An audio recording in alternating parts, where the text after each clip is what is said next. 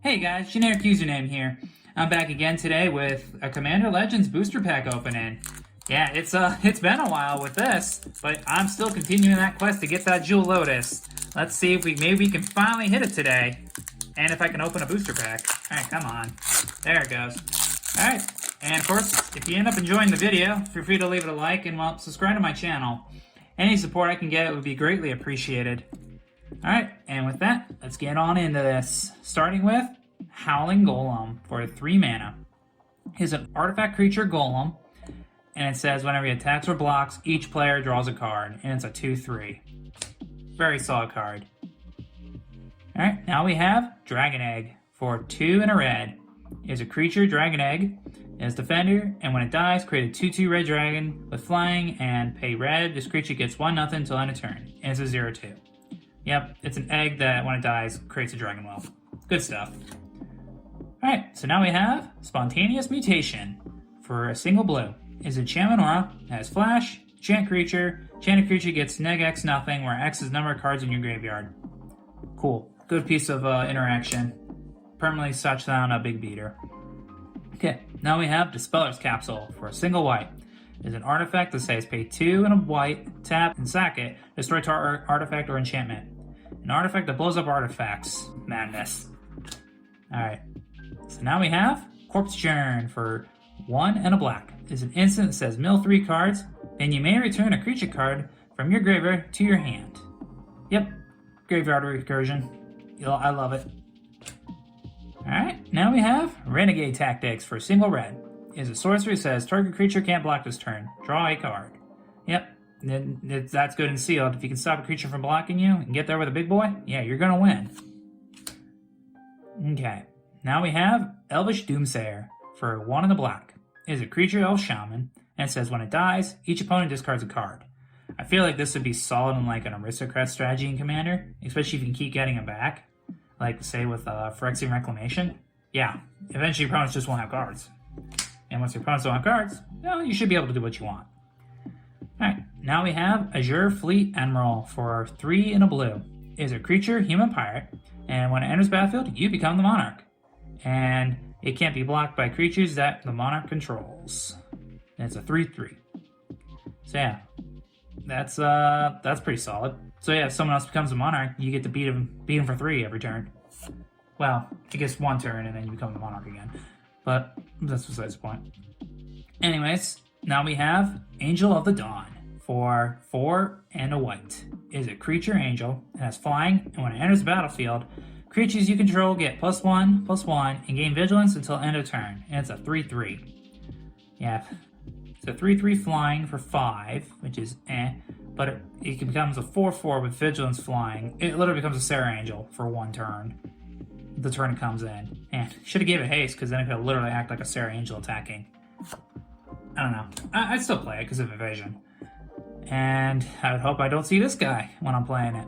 Sentinel Spider for 3 in double green. Is a creature spider, has vigilance and reach, and it's a 4/4. Yeah, it's color shifted Sarah. It beats Sarah's. Or well, it ties Sarah's, I should say. Still pretty solid. I like it. It's got stop most flyers. Okay, now we have Foundry Inspector for 3 mana. It is an artifact creature construct, and it says artifact spells you cast cost 1 less to cast, and it's a 3/2. A 3/2 beater for 3 is solid, but the fact it reduces the cost of your artifacts is even better. It's Ethereum Sculptor, but with a bigger body. And alright, and here is Benevolent Blessing for 1 in the white. It is an enchantment aura, and has flash, enchant creature. When it enters battlefield, choose a color. It gives it protection from that color. And this effect doesn't remove auras and equipment you control that are already attached to it. Yeah, this is like, Spectral Ward, except you choose a color instead of getting all of them. Yeah, and I love Spectral Ward. Yeah, I would definitely play that. Not to mention, it helps protect a creature, so it's just good. Alright, so now we have Amorphous Axe for 2 mana. It's an artifact equipment. Equipped a creature gets +3/0 and is every creature type, and it's equipped for 3. Alright, so a 2 mana equipment that buffs a creature, gives it all creature types, which is kind of relevant in this set, but the equip for 3 makes it very for me, even if it is a +3/0 buff. I don't know. That's just me though. I think it's over. I don't think it's good enough. Okay, so now we're on to our uncommons, starting with Fathom Fleet Sworjack for 3 in a red. It is a creature orc pirate, and when it attacks, it deals damage to player or planeswalker it's attacking equal to the number of artifacts you control. And it has Encore for 5 in a red, and it's a 4/3. Okay, so when it attacks, it does damage, and then you can come back for 5 in a red, attacking everybody. And it's a 4/3, so it's a decent body. It will do something to your opponent's board, at very least. Yeah, I like it. Yeah, I'm all about that. Okay, and now we have Scholar of the Ages for 5 and double blue. It's a creature human wizard, and it says when it enters battlefield, return up to 2 target instant or sorcery cards from your graveyard to your hand. And it's a 3/3. Yeah, 3/3 for 7 that pulls back 2 spells, or 2 instants of sorcery spells. Yeah, that's good. I mean, you pull back 2 pieces of interaction, you're gonna wreck your opponent quite a bit. Or sorcery spells, which go find stuff, that's even better. Yeah, this is worth playing in my opinion, especially if you're in the Spellslinger archetype. And then our final uncommon is Sandstone Oracle for 7 mana. It is an artifact creature Sphinx. It has flying, and when it enters the battlefield, choose an opponent. If that player has more cards in hand than you, draw cards equal to the difference. And it's a 4/4. Yeah, so 7 mana, 4/4 flyer. But the fact that it can get you more cards, that's pretty good. And it goes in any colors. So, yeah, if you need a top end, this isn't a bad option. Yeah, alright. And with that, we should be on to our rare and or mythic. And that is a Chroma's Will. Ooh, baby, another Chroma's Will.